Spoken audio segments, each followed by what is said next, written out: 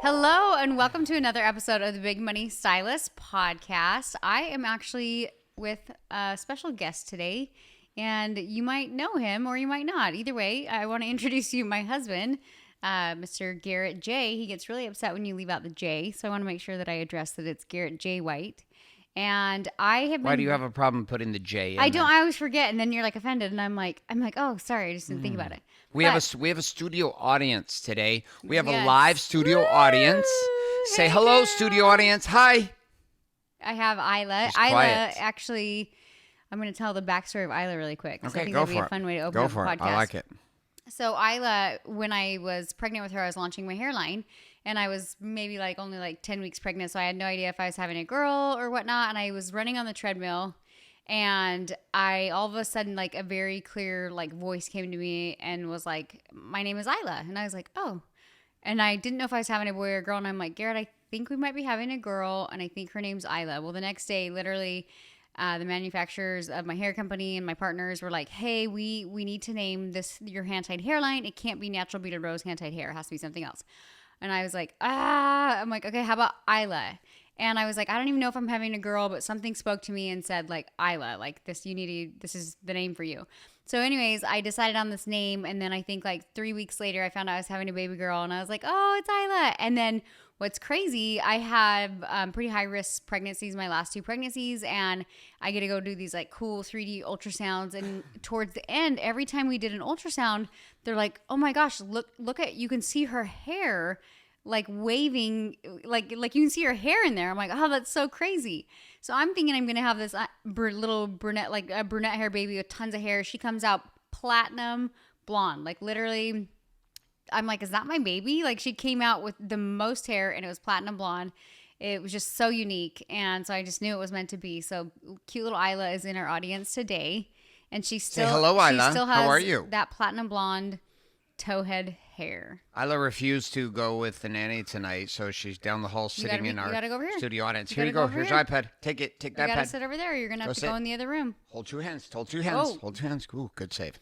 All right, so listen, we have been down. We're back in the mix. Hey, welcome, back in the mix. welcome to the podcast. 2023. I don't think you've been on a podcast since 2019.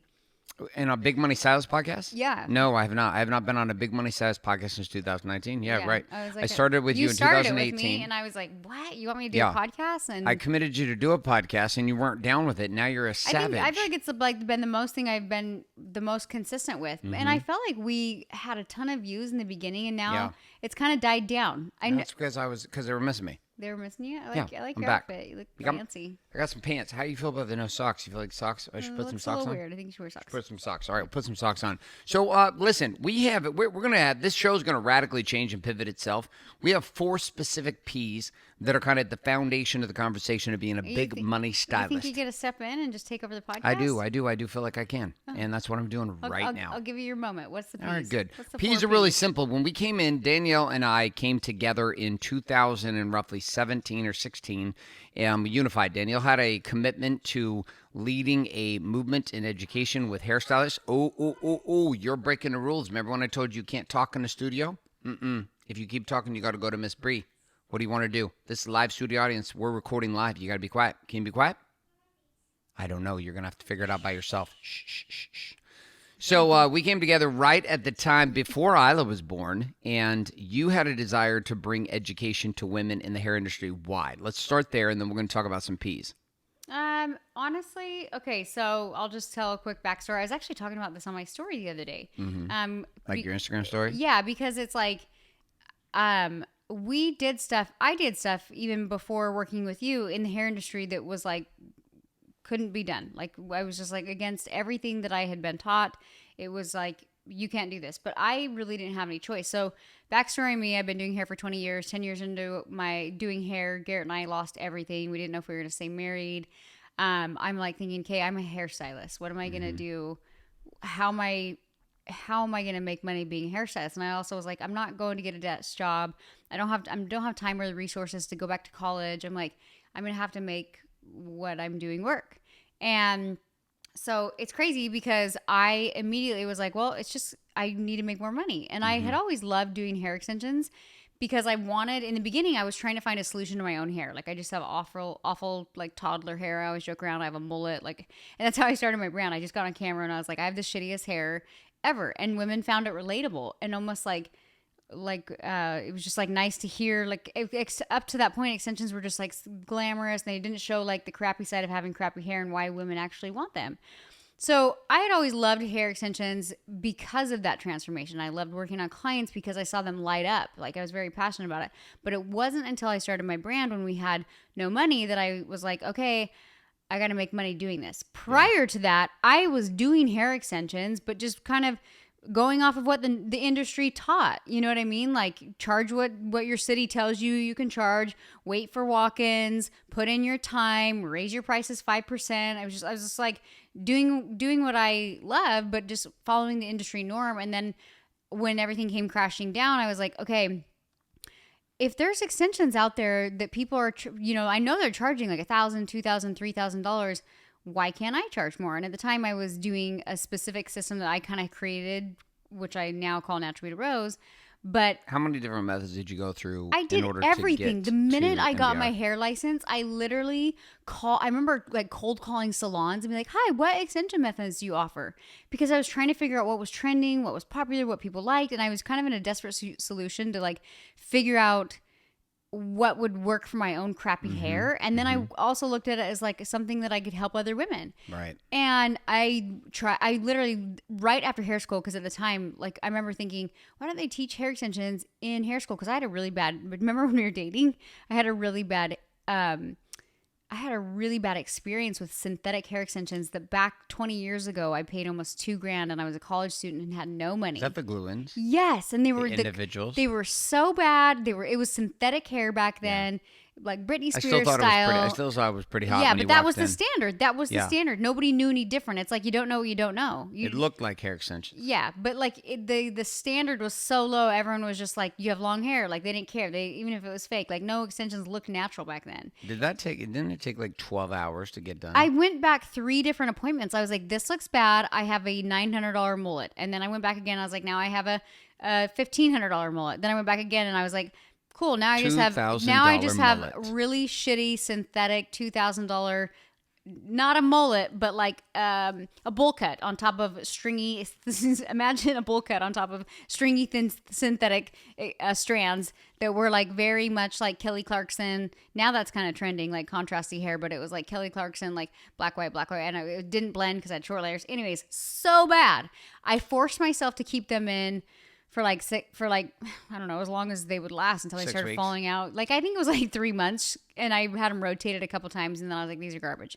So immediately after I had that, I remember feeling that. Here's what I tell you: as a husband, though, I was gonna say father. You were as a husband, dating me at the time. Oh yeah, as a boyfriend, when you walked in, I remember you walked in. I was working at a restaurant, the Mayan, and you walked in. You had a long, kind of sheepskin on the inside jacket with your big chunky remember boots. exactly what I was wearing. You were wearing like a belly felt shirt. hot. You had like super tight pants.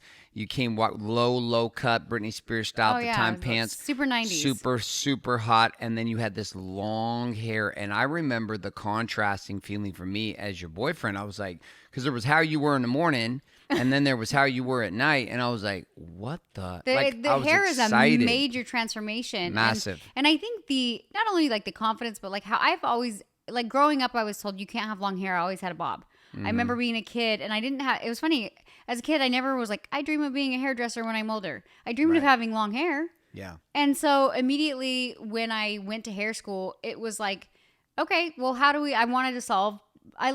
developed a love for like color and cut and everything along the way. But like immediately after hair school, I'm like, I want extensions that work good for my hair. And I remember that feeling, even though they were crappy extensions, like just having long hair, I was like, there's got to be a better way to do this. So I literally got certified in 6 different bonded ones, 4 different tape-in systems. I learned the old school cornrow ones. I mean, I could tell you the whole story of how I created this system, but I'll just kind of give you a little snippet. I was doing the cornrow braided ones, and I found these girls that use hand-tied hair. I had no idea what hand-tied hair was at the time, but they were able to stack multiple pieces. And prior to that, I'd only worked with machine tied hair, and with hand tied hair, they were able to stack, 2 to 3 to 4 pieces per row versus like machine tied. You could only tie 2 pieces per row, and it was single drawn, so it was really bulky but really like thin, if that makes sense. Were these black artists? No, I was just Because some girls. the extension world is like, like No, but heavily I found came out these of the black girls. world. I found these girls in Utah that could cornrow. Not black girls. No, and I was like, oh my gosh, I'm like, that makes sense. They follow like a halo shape. They follow the hairline, and they were using hand-tied hair, and I was like, that makes sense. But long story short, I didn't like the braids. They didn't work well with my hair. It pulled. It caused baldness on my scalp. Like it didn't. Braids are not for my texture of hair. Your hair's too thin. It's too thin. It's too fine. It's too slippery. It didn't work. But I was like, I love this placement where we're circling the hairline, and I love this hand-tied hair. Which is where the braid was. Yes. Is that how it is? How is that on so ethnic hair is? Like that's just how the old school weaves. That's how they do it. Like so they actually braid across and then mount to the braid. But when they braid in a circular pattern following the scalp, and for some reason, any other system that I had been taught, they wanted to bricklayer and square it off. I'm like, that doesn't even make sense. So I found that like placement, I'm like, placement's a really big deal when it comes to extensions and how high you can wear them in the hairline and that kind of thing. So I ended up kind of creating my own system. I learned like several beaded systems, but I changed the beads. I changed how I did the stitch. I went to that old school placement that I learned in the beginning. Nobody was using hand-tied hair.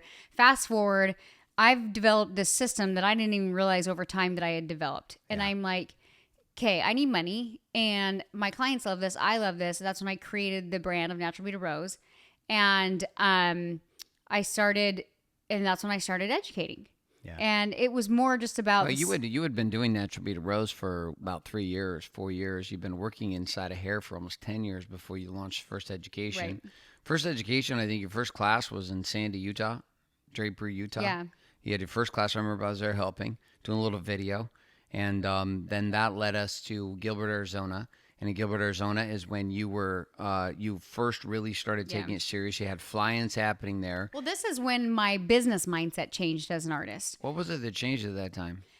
Well, we had moved to Arizona. I went from charging, like having my clients go pick up their own hair, hoping it would match.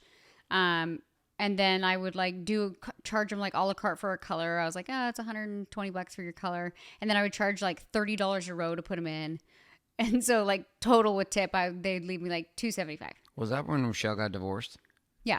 As at that same time? As around that time. Well, I started, Tulsa and we moved to Gilbert. But yeah, so when I moved, when I was like, this is a chance for me to rebrand myself and not tolerate $275. Like there's people paying for, we moved to Gilbert, which was like a smaller town than Salt Lake at the time. And there were people specializing in Great Lengths, and Great Lengths was a very well-known brand. Mm-hmm. Nothing against Great Lengths, but they were charging $2,000-$3,000 in Gilbert, Arizona. Yeah. And I was like, I'm sorry, but the power of a brand and the quality of hair is why they're able to charge this. And so I really looked at what I was doing, and I'm like, I personally have tried everything on the market. This gives me a better result. At the time, I didn't have my own hairline, but I still felt like I was able to make extensions look beautiful and natural, and they worked with women's lifestyles. And I was like, it's a problem of rebranding. And at the time when I started my brand, hand-tied hair, which again is not the system, hand-tied hair is how the hair is sewn together, was the lowest selling product in the hair extension game. Nobody wanted hand-tied hair. Because at the time, everything was individuals. No. Not even that. It's hand-tied hair. When you cut it, it unravels. Like nobody, like I'd go into hair stores in Vegas when we first lived there. That's actually when I found hand-tied hair. And they were like, you want what? And I was like, yeah, there's one brand I know of that carries hand-tied hair. And they were like, yeah, here you go. It was so inexpensive at the time because it wasn't trending. So I start playing around with this hand-tied hair. I figure out a system. When I kind of got to this place where I had to rebirth my brand, and I realized that the lowest selling hair on the marketplace, it was just a problem of branding and marketing, right? Because I'm like, I can get women in and out of the salon with color and extensions in 3.5 hours and give them a better result. It doesn't damage their hair.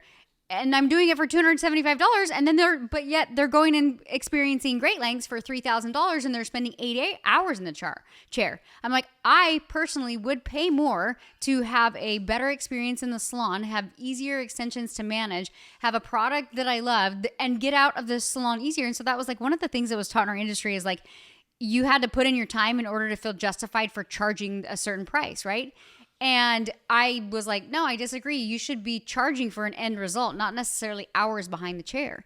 So that was like my first mind shift, was like, okay, just because this takes 3.5 hours doesn't mean I can't charge, this price for great lengths or even more. And so I immediately went from charging like $275 to $1,500, which now I charge a lot more than that. But at the time when I launched my brand, that was a huge leap for me. And not only that, but I had no clients in Arizona. I had just started my brand, so nobody knew what natural beaded rose was. I was a self-proclaimed educator in an industry that now they do that, but at the time, nobody was doing that. If you were an educator, you were educated for Paul Mitchell, Vidal Sassoon, different color lines and things like that. So I was a self-proclaimed educator. Again, when my industry was taught you couldn't do this, and I had no other choice. I was a mom who had 2 kids and needed to make money. So that was like those 2 things were such a pivot for me, was like, hey, it's not time behind the chair equals how much we can charge. It's just experience behind the chair. Well, and you were looking at the time to make money with the amount of time that you had Yeah. and having kids and wanting to be a mom. And at the same time, you were stockpiling cash on your attempt to get away from me. Not necessarily at the time. I think 2011 and 12 for sure. I was kind of Gilbert, was. Arizona. I was in a space where our marriage wasn't great, and I kind of got to this place where Our marriage was a shit show. Well, at that I was time. like, I had this like awakening for myself where I was like, I can't wait for my husband to save us. Like, our marriage might work out, it might not, but regardless, I can't wait for you to save us. Why do you think stylists do this? Because we meet a ton of stylists, we train a ton of stylists. When we meet them, they're in this interesting place where they've not taken the business seriously, and they are waiting for their husbands to save them. I still deal with it all the time. I did a training just this week, and it's something that our industry is taught, is like hairdressers and hairstylists are not valued. Mm-hmm. We are not the prize. The client is the prize. And I'm not saying the client is not the prize, but I'm saying the artist is also the prize. You want to know something interesting? During COVID, non-essential workers, hairstylists were at the top of the list. Do you know who is not on that list? Who? Strippers. Oh, those are essential in hard times. Isn't that wild? Strippers were considered more essential during COVID than hairstylists.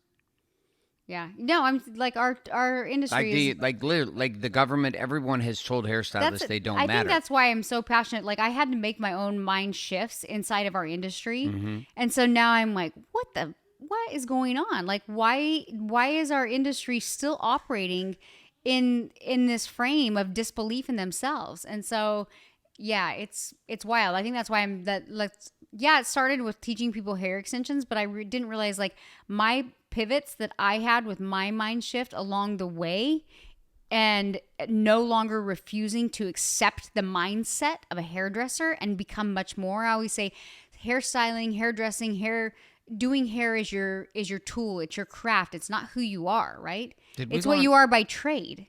Did we launch a show in 2018? Did Big Money Size Podcast launch in 2018? I think it did. I think so. 5 years you've been running the show. And you've been passionate about this topic the entire time. Yeah. Well, why do you really care about this? Like, what? Like besides the fact that it's great money and we make great money in the salon and our girls crush and they do great. Like, what is the piece that like drives you the most with all of this? Because you brought me back into the mix. I'm back in the mix here to push us. We hear the backside story, which is powerful. But like, what does it keep you going? I think in the beginning when I was training, I was just teaching hair extensions. Little turkey. I was just teaching hair extensions, and I was so sad that like women were not having the success that I had. And not only that, I was almost annoyed because I felt like I was pouring my heart and soul into education. And I felt like women were coming back and like, I can't get this bead to work. I can't get this. My client's struggling with this. And it was so much that I couldn't help the people that I was teaching. Mm-hmm. I'm like, you paid me for one class. Like, figure it out. Our in-studio audience, little Miss Isla, is wanting hugs and bananas and iPads and drawings. She's doing great. She's doing good. You're doing so good, honey buns. We're almost done. Hang out. Okay. So you had a desire to teach natural beaded rose. Well, so that's what I was saying. A method. So in the beginning, I thought like, oh, if I just give people this tool, then they're going to figure it out. And like, not only were they were having some success with the system. I mean, there's only so much you can teach in a one-day certification class, right? But it was like they didn't go through what I went through. They didn't have to pack up and move their family. They weren't like, I mean, maybe some of them did, but I just went through so many things in my own personal life that I'm like, I've got nothing to lose right now. I don't care if you tell me I can't do this. I have to choose this for myself because I have nothing else to lose. Yeah. And so that's kind of like the frame I took, and I was able to overcome a lot of these things down to like, I remember being in Arizona, and this is so wild, but I remember I started to get a lot of buzz on social media and YouTube and things like that. And I was like, you know what? And people started like reaching out and saying, hey, do you ever take clients? Well, of course, I'm like, play it cool. I'm like, yeah, of course. I always take clients. Obviously, it's what I do.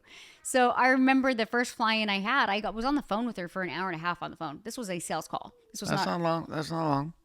For me, for a $3,000 service. Well, back then it wasn't even that. But for me, I'm like, this has not also been done in our industry. Consultations, whether it's for color or specifically hair extensions, in person, always in person. But I held the frame, and I was an experienced artist at the time, and I felt confident in my craft. And I remember getting on the phone with this woman, and I was like, yes, she goes, I've always done in-person consultations. I said, this is a part of my process. I'm very comfortable doing this. If I didn't think I could offer a solution to your problem, I would tell you no. So you're making shit up as you went. No, but it was genuine. It was genuine. If I didn't think I could help her, yes, I was making up my processes. And so now this is like what we teach inside the academy is all these things that I did in the beginning that I had no idea what I was doing, but had nothing to lose. This is now we organize it and package it, and this is what we teach our artists. Oh, in studio audience hug. Okay, all right, so I'm gonna slow this down for a second. Okay. I'm gonna slow this down for a second. You're super pumped. I'm pumped. Did you take pre-workout before the show? No, it's freaking cold in your office. Oh, that's why you're pumped, because it's freezing. It's all right, so cold. We can turn. I forgot what the temperature was. No, I like it. I'm ready. All right. Like it. So here's a piece to back up to, right? The challenge that you had identified, which I had helped clarify inside that, and I identified it too once you started down this path, was that hairstylists we had become ultimately slaves behind the chair. Like most hairstylists, not only are looked at as non-essential, we'd become sheep behind the chair. Yes, sheep. Like legit, like take any service, right. any cut, any price, any all client. All of a sudden, it takes 2020 to rile a few artists up. I'm like, where were you guys before that? Yeah. Why are all of a sudden we artists and not hairstylists? Because we're trying to rebrand ourselves, but the problem with artists is they fall back into the old habits, patterns, and behaviors, and they won't let our industry rise. We have attempted to try to keep this child quiet in the in-studio audience, but she's not doing so good. Hey, Mama Bear, you got to go for a minute so we can wrap this show up. Go with Mommy. Mommy's going to take you. Mommy's going to take you. You did too much talking. I love you, but you did too much talking. Come with Mommy. Mommy's going to show you something quick. We're going to be done in 10 minutes. Go. Go with Mommy. Oh, okay, good. You go with Mommy. She's going to take you outside to go with Bree for a minute. 10 minutes. All right, so the piece I'm going to tell you, like now that she's kind of out of the room for a minute, is this. Like I watched my wife, like hustle harder than any woman I had ever seen in the game. Like she was not only having children, she was not only married to a husband at the time who was trying to figure his shit out. Like I was fucking out of my mind. And now it sounds like my child's like out of her mind. So we got a screaming child who's having a meltdown right now. This is like child life. This is the thing that's like so wild to me about what my wife has created and what she's done. I mean, we've been in the business game together in hair world for over 10 years. She's been in the hair world for over 20 years. And it's been this entire mission of how do I build a business that gives me freedom with my children? How do I build a business that gives me freedom of money? How do I build a business that gives me freedom of time and space? And as a hairstylist, this is like nearly impossible. You're working 6 days a week. You're working 10 to 12 hours a day. You're working every holiday. Like this becomes a game. It's not that you can't make $100,000 doing hair under the old way. You can. The challenge is you make $100,000, but you're still a slave. And that's why the behind the chair conversation, the P word, is production. Like natural beauty rose is the production factor behind the chair. It's the ability for an artist to be able to focus and niche down on a specific method in a specific niche, doing only that service. So at DKW Styling salons across the country and all of the women inside of DKW Styling Academy who apply themselves under the natural beauty rose model are only doing natural beauty rose. They're not doing anything else. Which sounds crazy as an artist, yet when you get down to the game of the science of the way it works out, you're talking about 3 clients a day, 3 days to maximum 4 days a week, and that's it. That's it. You're working from 8 o'clock in the morning until roughly 4 o'clock, 5 o'clock in the afternoon, and you're done. That's it. 3 days a week. The rest of the time, you're with your kids. The rest of the time, you're with life. No different than what Danielle was searching for. Because Danielle, the one thing I can speak to her as her husband and give her credit on is that she's not a working woman that want to ignore her children. Like, there was a ton of mommy guilt she had to deal with, a ton of mommy stress she had to deal with, a ton of mommy shame she had to deal with to kind of overcome this. And part of the reason why she pushed so hard to create the method the way she did and push the way she did was so she had time to be home with our kids. I mean, we've got 5 children, right? The last 4 years, she's had 2 more. We have had 2 more. I didn't do anything. I got her pregnant. She had 2 more of our children. And now we're done. I got snipped and it's over. So this first word of production is behind the chair. And that was the first problem, which is how do we liberate artists from the bondage behind the chair? Well, one of the easiest places is you do less for less people. You do less services, focus it down. Natural bead row extensions only, nothing else. Now, this birthed a secondary problem because you heard Danielle was talking about, and this is when I came into the picture. I didn't have anything to do with it before that. Danielle was smashing natural bead rows and doing what she was doing, and I could see that there was a challenge. Oh, we're back with a chocolate-covered ice cream-faced audience. Okay, come sit down. No, oh, she's sitting on the trampoline? Okay. So now that Danielle was teaching the method of natural bead rows, there was another part. And that was when I sat from the outside and I was like, listen, one of the problems these women face is they're not business women. Like, they don't think through business. They don't see through business. They don't operate through business. Nothing in their life thinks through business. They're sitting here now with this method, yet they lack the business skills. But they lack the certainty, the confidence. They lack, like, being in a position where they have nothing to lose.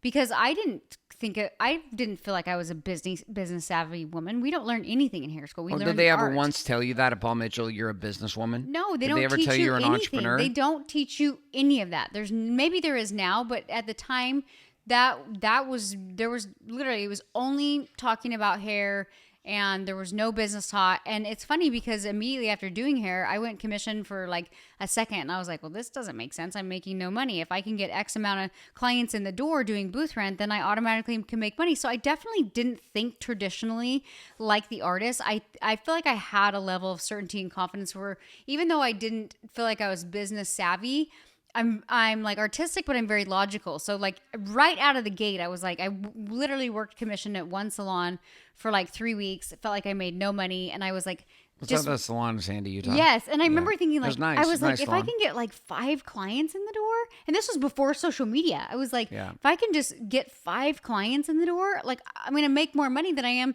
And then I can control my own schedule and things like that. And yes, I did the waiting game in the beginning, even though I was booth rent, because it was like social media didn't exist. So I would wait there and wait for walk-ins and then rebook those walk-ins. Cause I was like, oh, like it, almost because I was booth rent, I was like, I got to get this client to come back to me. But you had that shift for you into the business mind. But what I'm saying is like, I never, at some level, I bought into being a hairdresser, but at another level, there was things where I'm like, well, that doesn't make sense. I'm not going to do that. And I'm always shocked with how many artists will sit and make no money. And I think it's not because I think it's just a lack of certainty, to be honest. And then it gives them a lack of training too. I mean, you can't be certain if you don't have any training. I didn't have any training. Yeah, I literally was like, this makes no sense. You were an investigator. That's why you're the innovator of a brand, right? Not too many people think this direction. You were naturally already leaned into. You had a natural tendency to want to close and get cash. Mm-hmm. You had a natural game of not being uncomfortable with money and pricing, and like meaning there was just your world, the way you were raised, the way you were dealing with experience was. There. And that's not the case with most women that come into our world here at DKW Styling Academy. Like there's a process of really unraveling the money psychology, the lack of skills in marketing and selling and leadership. You know, we're using this constantly as a frame of reference. So we're taking, and here's what was ended up happening. Danielle was doing this not intuitively. She had learned and committed and pushed herself over it. But then we were sitting in a place of, okay, what happens if in the academy we merge both these topics? Right. What if we take natural beaded rows and what I was calling big money stylist, which you then translated to business marketing sales, which works great. We take BMS and MBR, and what happens if we empower women with both? Mm-hmm. What did you see happen the minute that we did this? Well, in our industry, people were craving that, right? Mm-hmm. When I first launched the brand, it was like people were like, oh, like the hook was coming to learn hand-tied hair extensions.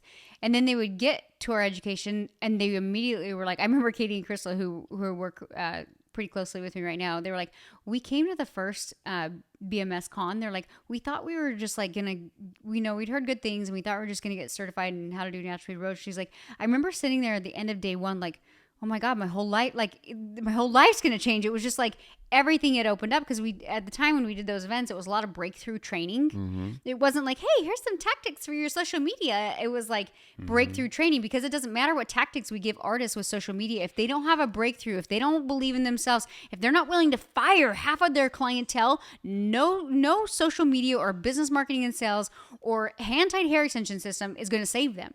And so that's how we started our events, and that's really what our industry needed. But artists tend to look for this. I mean, it's like realtors. They're looking for salvation in a certification, and there's no salvation in a certification. Yeah. And so we knew that was the case, and you and I merged together. Oh, go sit down. We're almost done. Here.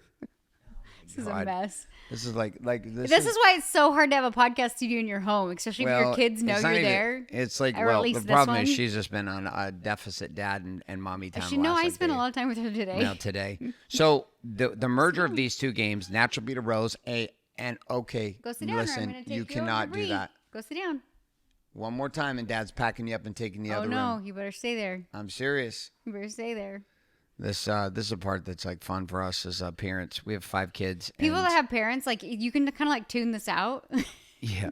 You get what I'm talking about. We got a 3.5-year-old. It's like when you're first married and you have a kid and you go on date night and you bring your kid and you're like, it's fine, we're so desperate for a date night. You just ignore your kid there for an hour, and then you get home and you're like, damn it, we should invest in a babysitter. Yes. Okay, so let's come back to P's. So P number 1, production, behind the chair, the skill of Natural Beauty Rose. Right. P number 2 is being a businesswoman in front of the chair, the conversation of profit. Profit, not like a prophet where I'm going to prophesy things, I'm making money. And then you were talking about breakthrough work and why that was so different, because this is where the fundamental difference here at DKW Styling. It's not just learn the unique method of Natural Beauty Rose. It's not just become the businesswoman and entrepreneur you were born to be by mastering marketing, sales, and leadership. It's now this foundational conversation of power. Mm-hmm. So talk to me about what you saw happen here, because this was new. You were already having these breakthroughs, being married to me, but all of a sudden I started bringing in all the principles of what I've done for 10 years with 55,000-minute Wake Up Warrior in the Warrior's Way. The power. And we brought power into the mix for these hairstylists. The power is your certainty, your ability to go, your ability to create boundaries, your ability to be a businesswoman and a hairstylist by trade. The power is sounds so stupid. The power is it comes down to you as a human. How much are you willing to grow and develop yourself as a human? Not just how good is your painting skills or anything else. It's you have to believe in yourself enough. And when your self-value goes up, your profitability behind the chair goes up, because you have that certainty, you have that confidence. It's no longer I have to pitch somebody, I have to sell somebody. It's I have a product. I'm confident in my services. This is my price. This is what I have to offer. Take it or leave it kind of thing. And that's truly such an amazing space to be in as an artist, where you're not needy, you're not desperate. You're I believe in my craft. I believe in my price point. I believe in my boundaries, my processes, my systems, all these things. That's truly for me where I can come into a conversation confidently where this is what I charge if you want to sit in my chair. And it's not and if you don't, whatever, screw you. It's not even, I'm not even trying to sell you anymore. I'm I think these will help you. I think you're a great fit. I know I have an amazing experience and staff at my salon.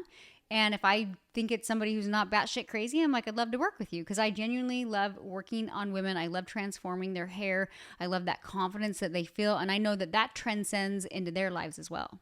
So we have 3 P's. I'm going to wrap up with the final P, and then we're going to get out of here and go on date night. P number 1, production, behind the chair. As an artist, mastering the conversation of Natural Beauty Rose, unique method. Front of the chair, entrepreneurism, becoming a businesswoman. Now we're talking about big money stylist, which is all of our business marketing and sales training. Now we've got beneath the chair, if you're getting this visually and following me, which is the conversation of power, the foundation, which is the Warrior's Way, learning how to own predictable power in your life on a daily basis as an entrepreneur. Then our top P and our final P above the chair, you got chocolate all over yourself and hands and ice cream, and you're getting it on pillows. I need you to sit down. Sit down. We're almost done. Sit down. 2 We're minutes. almost done. Last one. 2 Sit minutes. down. Sit down. Do jumps. Get on the trampoline and jump until we're done. Go. Jump. Just keep jumping until we're done, but don't talk. Just jump. The final P is the conversation of purpose. So one of the things that makes it different here at the Academy is the fact that we are not just interested in you winning in the game of money. We are interested in you winning in the game of life. Right. And DKW Styling brings together, the Academy brings together the ideas of production and natural beaded rose, the idea of profit and big money stylist, business marketing and sales, the conversation of power or warrior, and the ultimate game of pursuing this lifestyle of predictable power to obtain the purpose, which is the overall game of blending all three of these together, which is to be free. What does it mean to be free to you as a woman? Freedom, to be free. You hear me using this statement, be a free man. We say this constantly inside of our trainings, to be free. I mean, it could mean multiple things. I feel like freedom is in a place where obviously you're not in scarcity. You get to work on the clients you want to work on. You get to have time with your friends, your loved ones, your family. And ultimately, like, I love serving my clients. I love serving my students. And so for me, it's this freedom of like, I'm not necessarily stressed out about getting another lead. Like, yes, I want to push my business even further, but it's a place where I'm doing it because I'm doing it on purpose and I'm not doing it out of scarcity. So I don't know if that's what your definition of freedom is, but to me, it's just pursuing life at a less scarcity driven level. Well, we have it. Yes, 100%. The piece that gets even more tactical with it, though, is the tools that we use here in Warrior, called Fact and Freedom Maps, which is the ability for our artists to sit down and to be able to get really clear about where they are today, get absolutely clear about the freedom they're pursuing across 4 domains: the freedom of body, the freedom of being, the freedom of balance, which is marriage and kids, and the freedom of business, which is money. And that's what happens here. Like, the Academy itself is a place where we launch artists. We launch them as masters in the skill. But it helps keep them on track, too. Yeah. Because it's like you can retrain old habits, patterns, and behaviors, but you still need a community to like keep you on point, to remember how far you've come, to help you push you to the next level. So it's not even like with the Academy, like our education continues, and I hate the phrase continuing education, but it's almost like we have gone through so much together. We support one another, and it's really about flipping our industry, changing the mindset, and doing it on purpose. And that's really what I'm passionate about, and that's why I continue to, you're going to learn hair extensions, but really I want to elevate artists because I know the impact that they're going to have on their families. And I feel like incorporating the Warrior Way is just a way for them to kind of check back in, right? It's not like I used to think like you're going to get to this level of success and then like you did it, woohoo. But there's infinite levels of success, right? And so it like incorporating the Warrior's Way is a way for artists to kind of recognize the facts of where they're at and then continue to keep going. We just did Fact Map this week with my mastermind, and their mastermind is people who have graduated my year-long program. So these are like advanced artists, and they're still sitting there like mind blown. We have to end this podcast though because I got to go pick up my other daughter from volleyball. So you guys, thank you so much for tuning in. We're gonna have this next podcast kid free. My husband's gonna be tuning in with me at our home office for the next few podcasts. We're gonna be going over those 4 Ps every single week. We're gonna be really dialing it in, specifically talking to artists and hairstylists because we've learned a lot. We've learned a lot together. I've learned a lot individually. And I've seen so many artists completely transform their lives, their families, their businesses. And that's really what fuels me. So if you guys want more information about MBR education, go to mbr.education. Currently, we have an online course. And then we also have our 12-month Academy program, which is kind of what we've been talking on this podcast. I'm going to go because I got to pick up, I have 4 daughters. Yes. One of them's in the studio and I got to go pick up one of them from volleyball. So Garrett, thanks for being my guest. And I look forward to our podcast next week, kid free.